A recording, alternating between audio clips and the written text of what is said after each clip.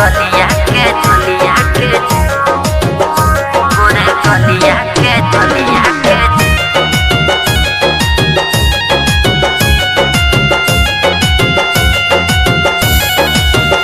मजा मारेला तोहर चोलिया ये जान गोरे गलिया के चूमे कौन बलिया ये जान हमहु सटब जैसे चपके में कब सामान हमहु सटब जैसे चपके में कब सामान मजा मारेला तोहर चोलिया ये जान गोरे गलिया के चूमे कौन बलिया ये जान गोरे गलिया के चूमे कौन बलिया ये जान गोरे गलिया के गलिया के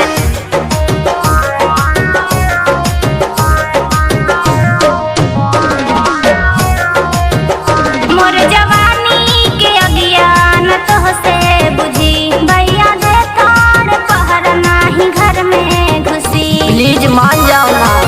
पिटा गई बा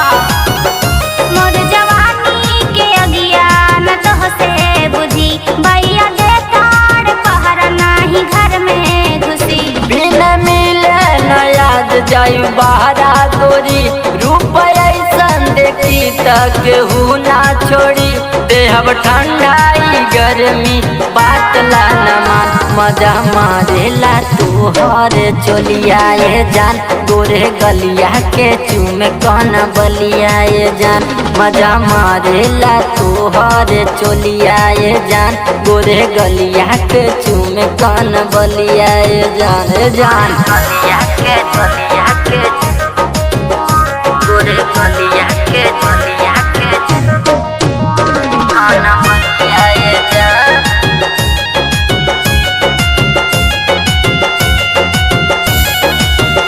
लेला किसे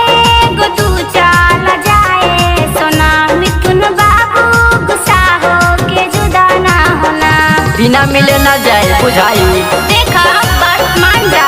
लेला किसे गुदू चाल जाए सोना मिथुन बाबू गुस्सा हो के जुदा ना होना देखिया दे बिगर मान लपका तारे तोहर भैया डंडा लेके खो जाता रे सरवा मारल से लाठी लागे निकलल परान मजा मारेला तोहर चोलिया ये जान गोरे गलिया के चूमे कान बलिया ये जान मजा मारेला तोहर चोलिया ये जान गोरे गलिया के चूमे कान बलिया ये जान कात रानी मिला पिटवा देलू ना चोरी सब कबो ना मिले आए अरे मारे मरले रे।